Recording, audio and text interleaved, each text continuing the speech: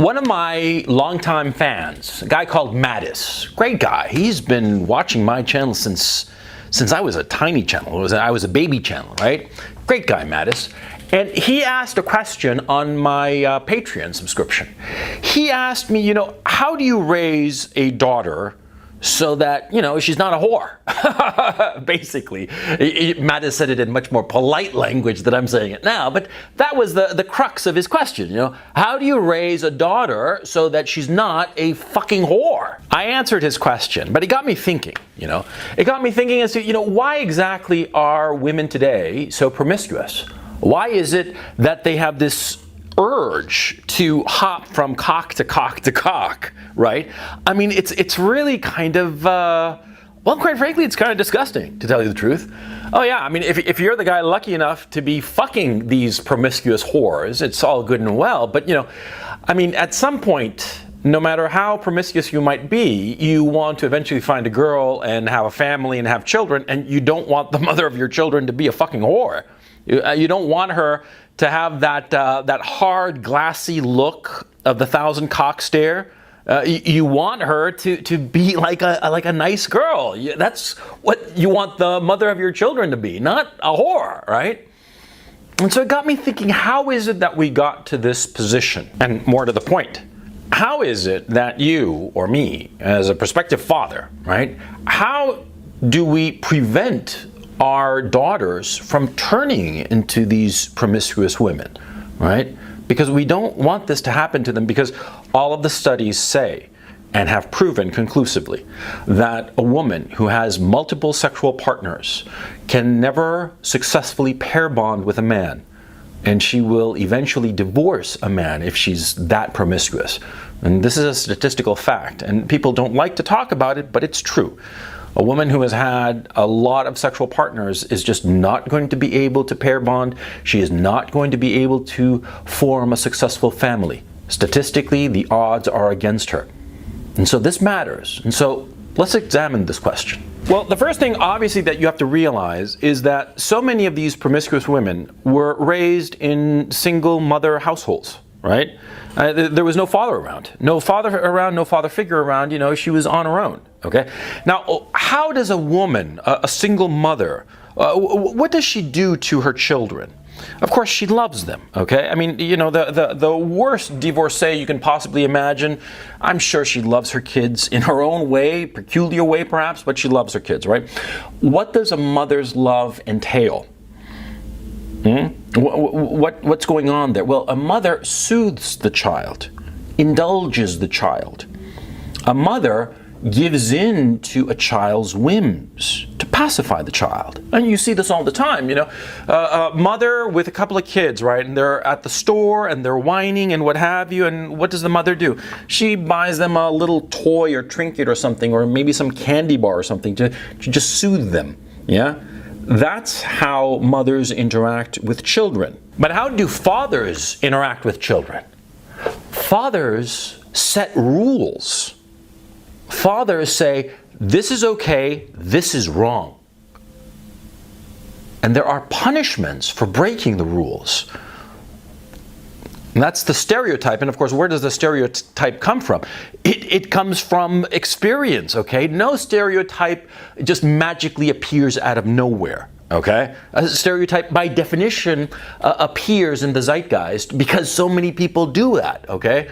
This is a natural function of men, of fathers. They set limits. And why is it that fathers set limits? Well, in order to teach the child how to socialize in the wider world. Because if the mother is soothing the child and protecting the child and indulging the child, right, in order for the child to flourish, the man, what is he doing? The father, he is showing the child the limits of society so that the child will successfully interact with that society. The father is acting like the state eventually will, by teaching the child that, this is okay, you can do this, but don't do this or there'll be a punishment. Just like the state tells us, you can go at 45 miles an hour, say, but if you cross 60 miles an hour, you're going to get a ticket. It's the same principle, right? Except, of course, on a domestic level. on a level suitable to children, okay? Fathers teach limits to children. But what happens when the fathers are not around? The fathers are not around, or the fathers are present, but they've been neutered. They've been told that they cannot punish the child, that they cannot spank the child because that's abuse, They can't even, say a cross word to the child because that's abuse, right? The fathers, be they absent or present, well, they're not allowed, they are not putting limits on the children, on the girls, right? And so, the absent father, by definition, is not putting any limits because he's not there. But the present father, who has been neutered by the wider society, which says that any limit is wrong, well, the present father, well, he can't say anything to his daughter. He can't tell her not to sleep around. He can't tell her the consequences of sleeping around. And so what does he do? He does nothing. Yeah, the father just stands around there, frankly, like a cuckold, yeah? Like a cucked out little faggot bitch, doing absolutely nothing. He doesn't tell his daughter the consequences of sleeping around, of promiscuity. He feels that it's not his place, that he feels that he's being judgmental, and that she should live her life as she sees fit, which is absurd, because a child, that is a person under the age of 18 or 16 or whatever limit you want to put on it, right? A child cannot make decisions, life-altering decisions, such as their sex life. The fact of the matter is, when I was 13, I lost my virginity. It was a fucking fluke, right? But the girl I lost my virginity to, she was 14. She had been sleeping around with a whole bunch of people, right? She was a fucking little slut, right? And she had no limits. And she lived with both parents, okay? Both parents were there. They were very well-to-do, yeah?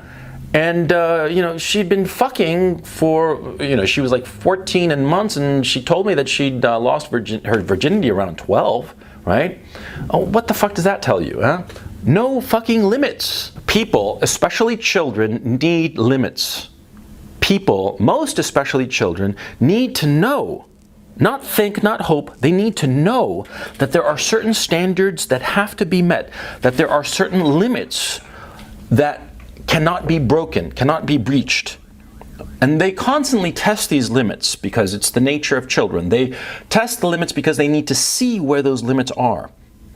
But if fathers are told repeatedly, incessantly, that they cannot put any limit on the child, then the child realizes that, it's a free-for-all. They can do whatever they want. And so, of course, they do it because they're children, because they don't have any sense. They don't have any conception of the future. A 14-year-old girl will start having sex like a fucking rabbit because she does not realize the effects of this sexual promiscuity on her life into the future because she's fucking 14 years old. She doesn't have any sense. Yeah? It's the job of the parents, of the father, to put those limits and to explain to her. And to explain to her that, she shouldn't be sleeping around. She shouldn't be sleeping around because later, when she's in her early to mid-20s, when she wants to settle down, find a nice man, and build a beautiful family, she's going to be so fucked up in the head from all this cock-hopping that she's not going to be able to pair bond. And she's not going to be able to form a solid family. But, the fathers have been neutered. The fathers have been completely neutered. And so what I advise to Mattis, and what I would advise to every prospective father, is, fuck the fashion, fuck society, insofar as this, no judgment, total permissiveness. Fuck that noise. Tell a child, a girl, that if she starts fucking around, if she starts having sex, she's a slut. And just say that, and say that a slut will have all kinds of problems. And there are plenty of pictures on Tinder or what have you of these women who are in their 20s, and just looking at their eyes, and you can see how their souls are dead, because they have had so much cock. They have they have been so promiscuous during their very short lives that they are unable to form any kind of healthy attachment to a man. And what a father should do is show these pictures of these poor, broken women to their, 10, 12, 14-year-old daughters. Show them so that they know. You know what freaked me the fuck out about methamphetamine? You know what totally freaked me out? And, I've told you guys, I've done a lot of drugs in my time. Oh, yeah, I was like not a drug addict, but I did them all, right? But I never did meth. And you know why? I'll tell you why. Because at some point, I saw a picture, a before-after picture. Those sets that appear, they're on Google and what have you. But I remember I saw this picture years ago, and I don't recall where. Okay, I'm trying to remember, but I saw this picture of a person who'd been a drug addict, who'd been arrested when they started in their addiction, and after like 2 years. And the difference shocked me. It was this black man. It was in a book, okay? And I think I was in college when I saw this book. And I remember looking at that picture, staring at it. I forget the context of how I came across this book or anything like that, but the picture is seared in my head. In the first picture, or the picture on my left, the guy looked, healthy enough. And in the second picture, he looked like he'd aged 3-4 decades. He looked horrifying, yeah? And it said in the caption beneath, it said, just 2 years of drug addiction on methamphetamine. And I was like, holy fucking shit. After that, I never wanted to try meth. Never. And I thought to myself, man, I want to stay the fuck away from that drug. Because shrooms and acid and pot and maybe a little coke, that's all good and fine. But this shit, no fucking way. I want nothing to do with this shit. I've never had anything to do with that just because of that picture. That picture had such an impact on me because that's how young people are, You tell them something, it's going to go through one ear out the other, right? But you show them a picture, you show them the effects, and they will never forget it. You're a father to a daughter, you love your daughter, you want her to grow up right, you want her to have a happy relationship with her husband and have lots of happy, healthy kids. Well, then you show her. Yeah. You show her what happens to promiscuous women. Yeah. You show her in pictures, you show her, you point that out, and you tell her that you will be disappointed in her if she starts acting promiscuously, if she starts sleeping around, sleeping around willy-nilly just as an entertainment. Because sex is not a fucking video game. Sex is not an entertainment. It's not like going to the movies or something like that. For men, it has relatively little effect on his psyche. One more sexual partner, it doesn't really do much. And the fact of the matter is, a guy who's had a lot of sexual partners, he has a certain gravitas. And we all recognize it, yeah? We all know that guy who's just fucked around. He's got a lot of notches on his belt, right? We can just, almost smell it on the guy. Just one look and we know, right? Yeah. And with a girl, it's the same thing, only it's negative. See? Because a guy who's fucked a lot of pussy, you can tell he's a pussy slayer and he looks cool. He looks with gravitas, but a woman looks used up. She looks like a whore. You gotta show this to the girl. You gotta show it to her.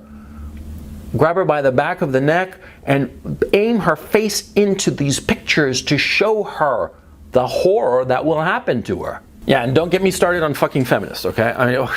Feminists, no help at all. All these slut walks and shit like that. Think how crazy it is that they are glorifying promiscuity, for crying out loud. Something that we know hurts a woman's psyche. Promiscuity hurts their psyche no different from meth destroys a person. We know that. We see that. That glassy, no-souled eye look. The 1,000-cock stare.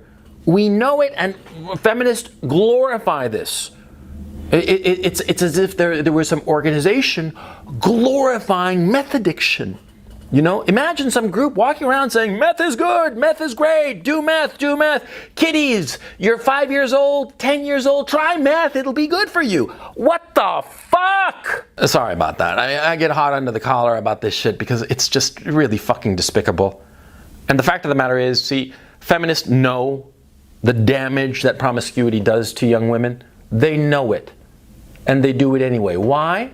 Because it makes the sluts, the promiscuous whores, who are integral and necessary for feminism, it makes them feel less bad about themselves. They're able to pretend to themselves that the sordidness of their lives is something to be aspired to. You see what I mean? Think about it. It's just like meth addiction. It's like a meth addict, somebody who's just doing meth, you know, every day, you know, 3 times a day, creates an organization to glorify their decay, to glorify their self-destruction. That's what's going on. Okay, you know, I'm losing track in this video. You know why I'm losing track in this video? Because, see, I've got a daughter. She's 6 years old, and she's beautiful. She's like a little angel, right? And, you know, the idea of her turning into a promiscuous whore horrifies me. It's just like the stuff of nightmares, man, yeah? And I already know what I'm going to be doing. Yeah, I mean, my wife, the mother of my daughter, and she was a good girl, okay? A good girl, and I'm not going to get into the details, but she was an exceptionally good girl. Okay, anyway, I know that, you know, when I start saying, oh, you know, when I tell my daughter when she's of age, when she knows about sex, understand, when she's like, I don't know, 11, 12, something like that, I'm going to start telling her, you know, good girls are not promiscuous. And I know that her mother is going to say, oh, don't say that, blah, blah, blah, you know, you shouldn't. I'm just going to ignore her. I'm just going to fucking ignore her and just keep on hammering home the point. The point is, promiscuity hurts girls. Only whores, sluts, women of no worth are promiscuous. Don't be that way, because it will hurt you. It will hurt you badly and ruin your life. And that's the message I'm going to, you know, pound into her head. I mean, if I have to take a sledgehammer to pound that message into her beautiful little head, you know, that's what I'm going to do, okay? Because I, for one, do not want to be the father of a slut, the father of a whore. And if you do not want that either, then I suggest you forget this bullshit, this no judgment bullshit of like, you know, let people live and let them do whatever feels good. Fuck that noise. And, you know, act more patriarchal. Because they keep saying that we live in a patriarchy. Okay, we live in a patriarchy. I'm the fucking patriarch. And what I say goes. And what anybody else says, fuck that noise.